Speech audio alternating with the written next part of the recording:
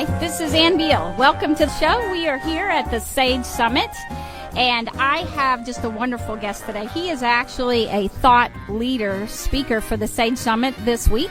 His name is Ed Carmichael, and he is a fascinating individual. I actually sat in on some of his sessions while I've been here.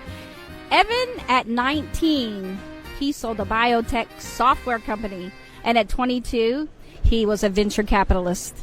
Now, you're from Toronto, Canada? I am from Toronto, Canada. Wow. And how old are you now? How old am I now? Let's see. What year is it?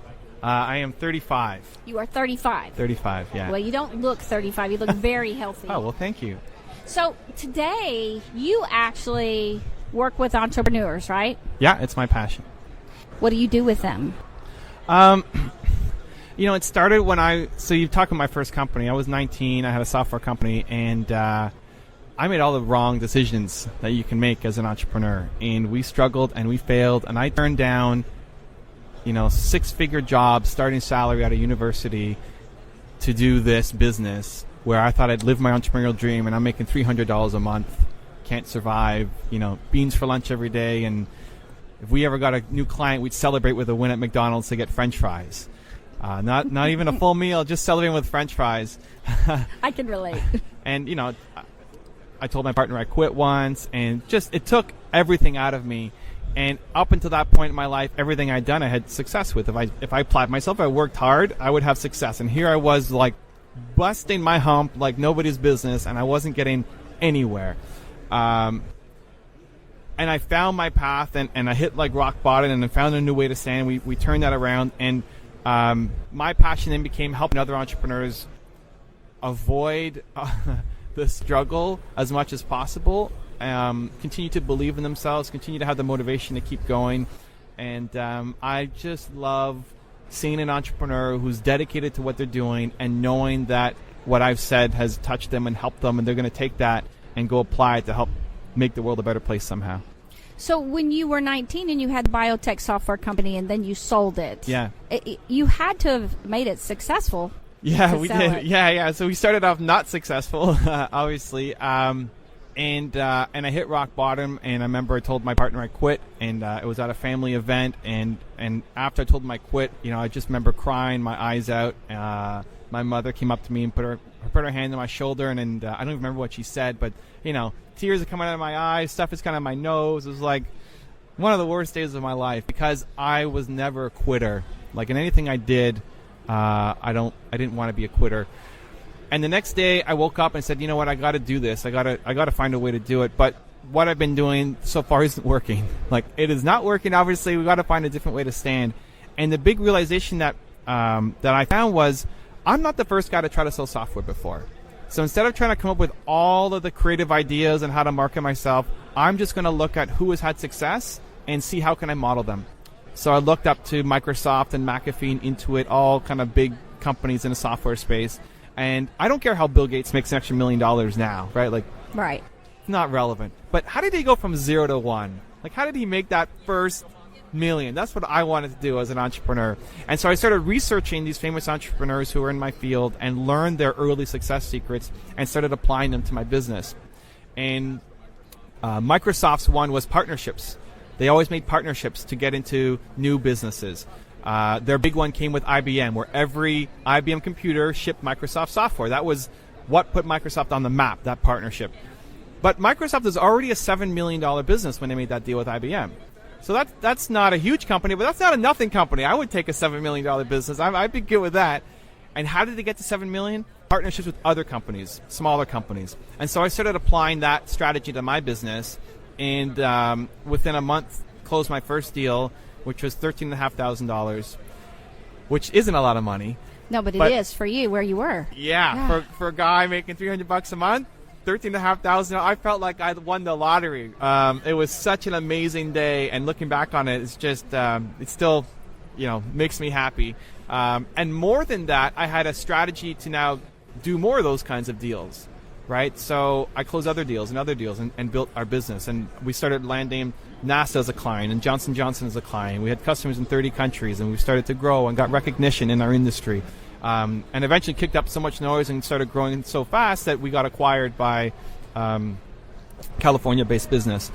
And so that became this rapid path to success, mostly by just following what worked for Bill Gates at Microsoft, and a strategy that I hadn't thought of myself. And now, whenever I'm looking at new ideas, I always try to think, who can I model, right? Like, who can I model to have success? You know, if I wanted to start a radio show, I'm going to look up your show, right? Awesome. I'm going to be following and learning the tricks, because you don't want to try to create you can't come up with all the ideas yourself. And so if you can model what's already worked for other people, you're learning from their decades maybe of mistakes and avoiding them to have success yourself. And so that message I just stumbled on. And now whenever I'm looking at new ideas, I always try to think, who can I model, right? Like, who can I model to have success? You know, if I wanted to start a radio show, I'm going to look up your show, right? Awesome. I'm going to be following and learning the tricks, because you don't want to try to create you can't come up with all the ideas yourself. And so if you can model what's already worked for other people, you're learning from their decades maybe of mistakes and avoiding them to have success yourself. And so that message I just stumbled on, right? I was never taught that. My parents were entrepreneurs. I didn't have an Uncle Joe who had a business who could teach me. I didn't learn anything in school about entrepreneurship. And so I luckily stumbled on that by just being at my absolute worst day of my life. And I thought, this is such a powerful concept that I want to help share that. And I want other entrepreneurs to learn that. And I want to try to be a force for good so they don't have to go through all the terrible things that I had to, and just the soul-crushingness. Yeah, soul-crushingness, of yes. running the business and not getting success. And so that's what drives me forward. Well, and yesterday I sat in on your session, Haters Are Gonna Hate. Yeah. And it was social media, when you get a bad review on social media for your company or your business. Right. And it was truly phenomenal, all the things that you had. But it was very simple, the steps that you take. And you've been there, apparently. Yeah. I can just assume that. No, I've got a lot of haters. Haters don't hate. Haters are going to hate. Haters are going to hate. And, you know, one thing I found is the more you are on a path to do something big, the more you want to try to have a positive impact, the more you're going to get people who love what you're doing and want to be a part of it, and the more you're also going to get people who hate on you. And these are people who don't like their own life. You know, they don't have a positive upbringing, and they just lash out on the world, and they've attached themselves to you. You know, I like to think of entrepreneurs as gladiators.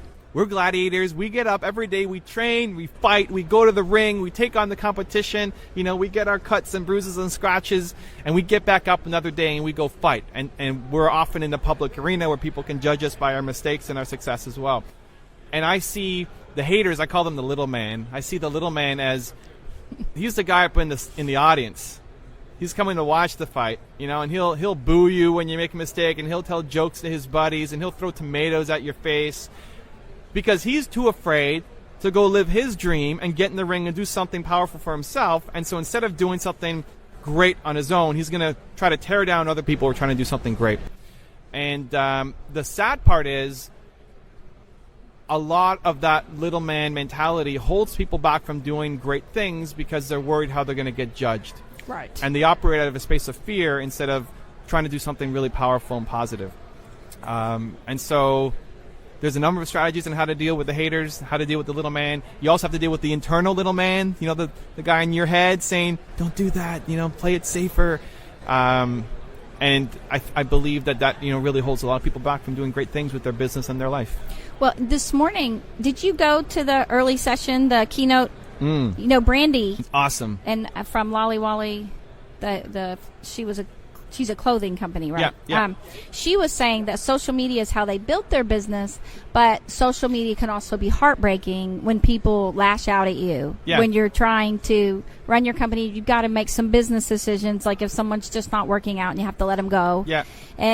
But especially in a small town like her, they would lash out and try to destroy them through social media. Yeah. And so she was very authentic when she was talking about it being heartbreaking. Yeah.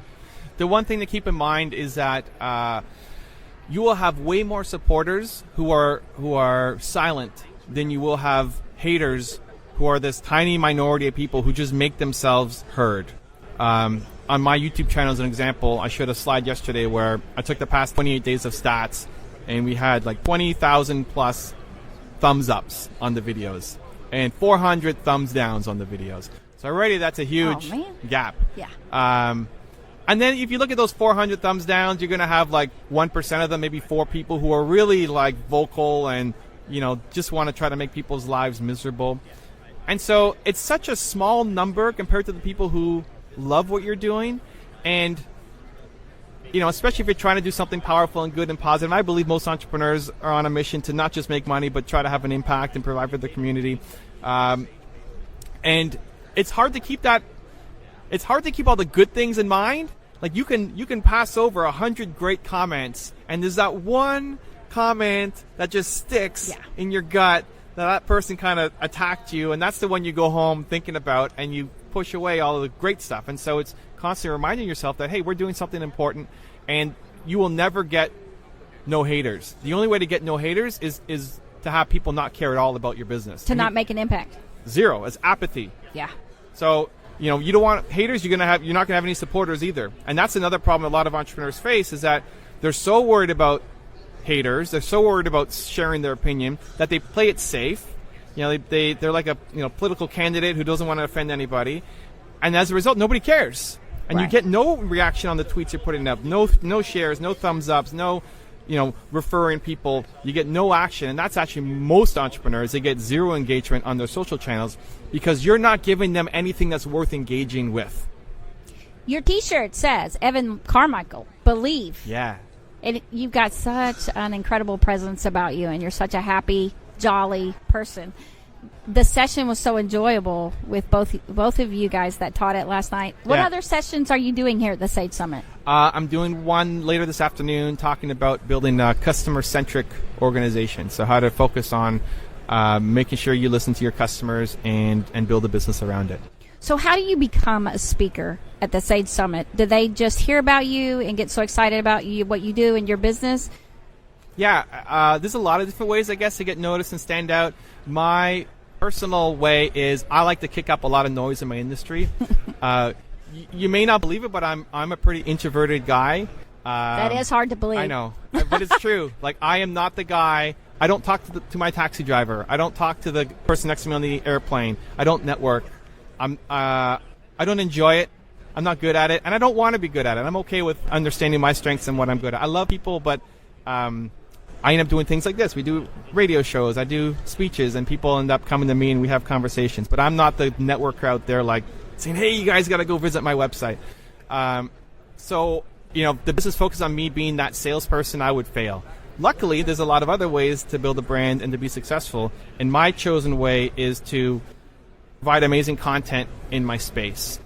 So right now I'm all in on YouTube. I'm focusing a lot of efforts on my YouTube channel. I'm doing 2 videos a day, moving to 3 videos every day.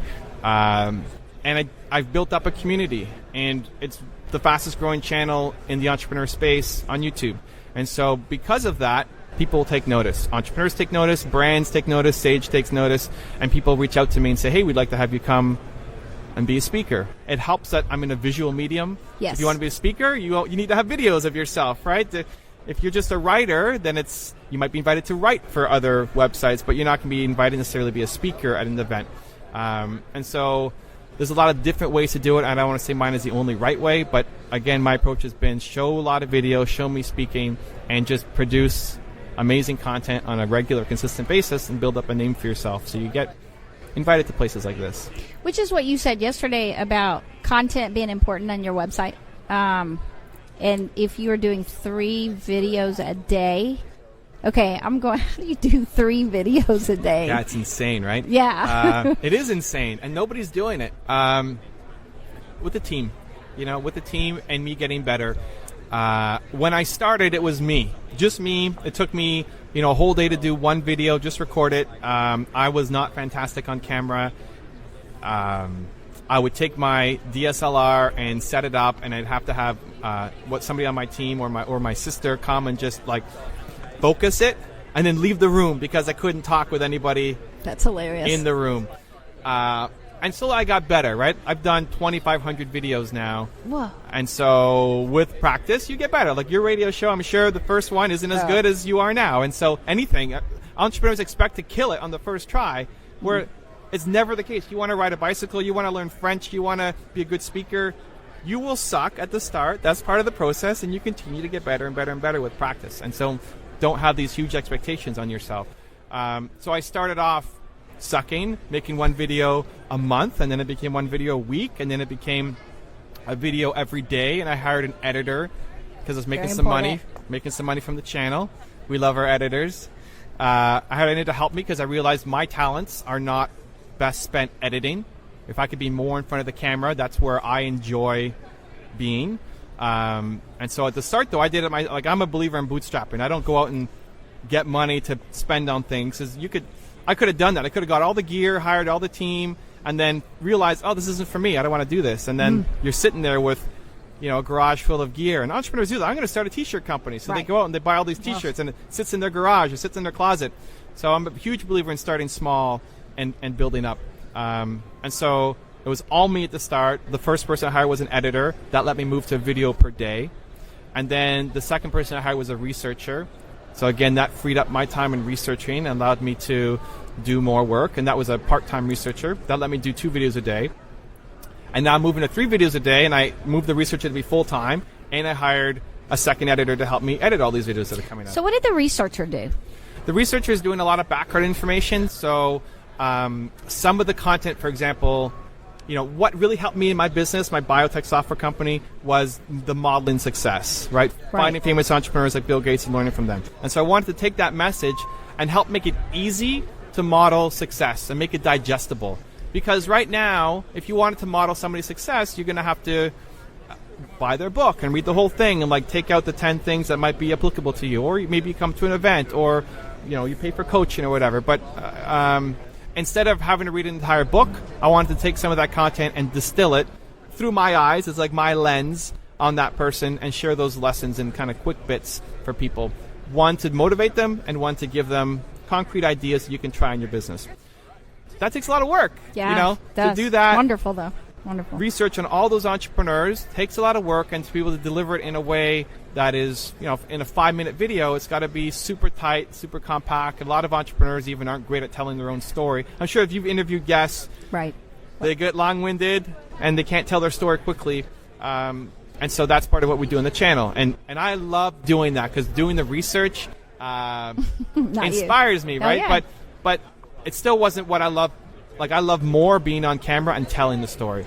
They had the conversation with Chad Hurley this morning, with the YouTube creator. Yeah, YouTube founder, yeah. And he was talking about what's next, what he'd like to do later, more editing services and things like that. Did you relate to that talk real well? I love Chad. I met him backstage before the presentation went on. That was awesome. I'm in awe of what he created. YouTube has changed the world. Yeah. Impacted so many different industries. It's great that he's moving on to something else that he's really passionate about, really excited about. I'm sure my video editor might be excited by his new, program that he's coming out with. I think it's great for people who aren't editors, because it's just becoming easier now to be able to edit your own stuff. It's a limiting factor for a lot of entrepreneurs, where they feel like, I want to be on YouTube, but I don't know how to edit. And so anything that makes that easier is fantastic. But where I'm at now, I guess I have an editor, so now I'm worried, well, how do I get better? How do we produce more content that people can relate to on YouTube? So what do you call yourself then? Because you found a niche, right? And I guess in Toronto, do they call it a niche, or do they call it a niche? Both works.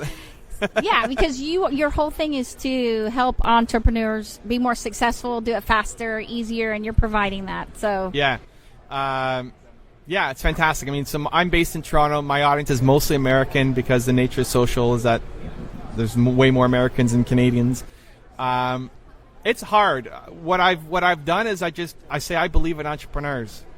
And that opens a discussion. Somebody says, what do you do? Well, what do I say I do? I have a website. I have a YouTube channel. I have a book. So I prefer just saying I believe in entrepreneurs. If you look at my Twitter bio, it just says Evan Carmichael, I believe in entrepreneurs. And I find it just opens up a conversation.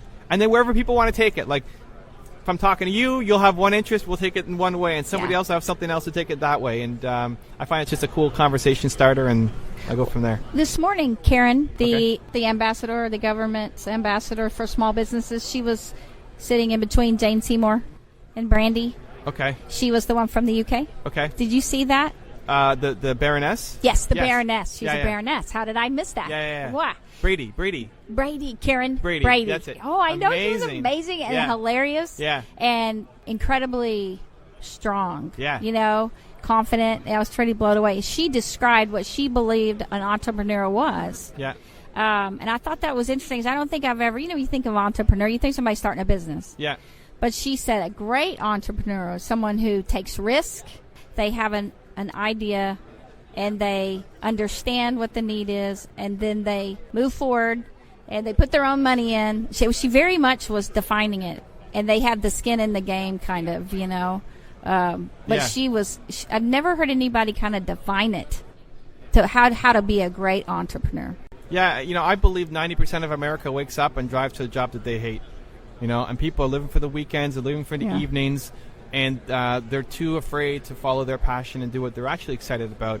And so they're waiting for the weekends to just get away and can't wait for that next vacation to come up. And that's not a way to, in my view, to live. It's not a way to have a positive impact on society, and it's not a way to be a happy person. And it's not good for your health. And it's not good for your health. It's true. And everybody has an idea. Everybody has an idea, and maybe multiple ideas, and you've thought about, I wish I could do that, and then you never actually take any action on it. I think that's what makes a difference, where the entrepreneurs are the ones who actually take some kind of action. And it doesn't mean, I'm not in the camp that says you have to quit your job and go all in and burn all your bridges and, throw over your boss's desk or whatever. Like the movies make it. That's true. I think you can start part-time as long as you're making sure that you're doing things every day, like half an hour at least every single day. Keep growing your business. Ideally, you're in a job where you're learning to be a better entrepreneur as well. You're not just taking some McDonald's job. You're doing a job where if you want to be a radio show host, then maybe you start off as an intern at a radio show network, right? So you're learning the business. You're getting paid to make mistakes. And you don't give up. And I think that was one of the things that Karen had said is that, you are going to fail. Maybe a lot, but she even said that I think it was her.